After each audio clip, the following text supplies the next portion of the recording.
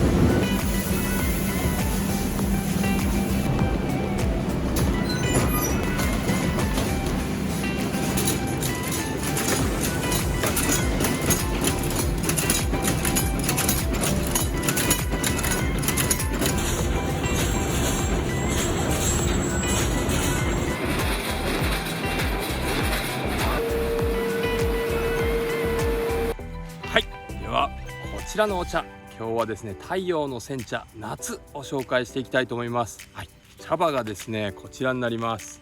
こちらですね。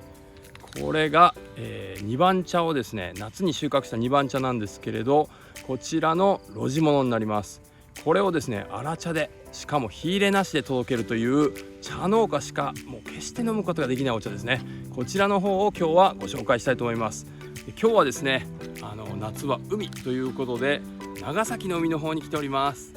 楽しんでいきましょうね。はい、ではお茶の入れ方いってみましょう。こちらがさっきお見せした太陽の煎茶夏ですね。こちらの方の封をまず切ります。でこちらの中に 5g の茶葉が入っております。これを急須に入れます。はい、ですね。でそして平らにしてやってですね、でそこに 200ml の水を入れます。水じゃないですね、これお湯ですね。これはちょっと屋外なので、こういうボトルに入ってますけれど、沸騰したお湯を持ってきております。こちらを入れます。ですね。で抽出時間はですねだいたい30秒ぐらいですね。このお茶ですね結構渋みが強いんですよ。なのでさっと出すっていうのが美味しさの秘訣になります。いきましょう。回しすぎですね。水の上でお茶を入れるのは僕も初めてです。最後の一滴まで絞り切ります。入りました。1煎目です。さあじゃあ飲んでみましょうかね。こちらが入ったお茶になります。見えますかね。じゃあいただきます。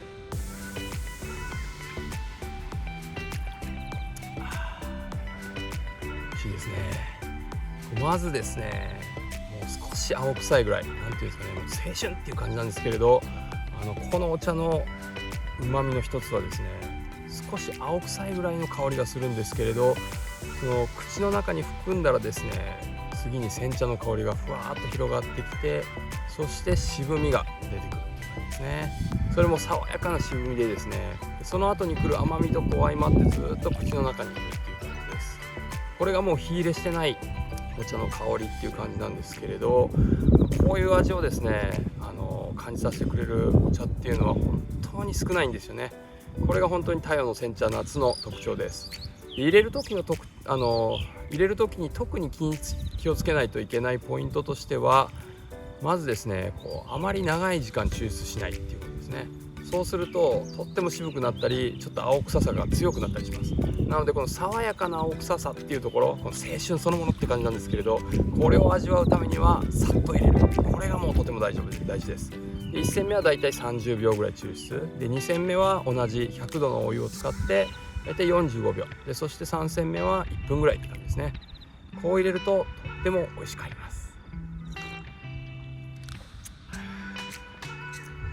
でそしてですね、水出しもとっても美味しいです。こんな感じですね。これは茶葉 8g で、だいたいですね、1リットルぐらいのお水を入れております。でこれをですね、今そうですね、作るのがだいたい30分ぐらい前だったんですけども、これぐらい出てますね。これをちょっと飲んでみたいと思います。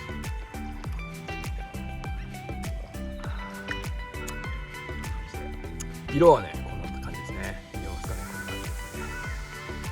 これぐらいですかね。ですね。これねまた全然違うんですよね。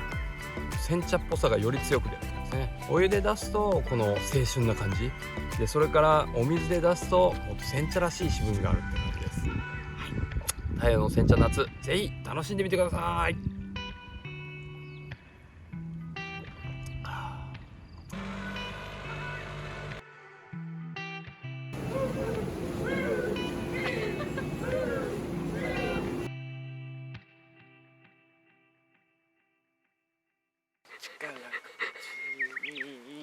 こっちからこっちの風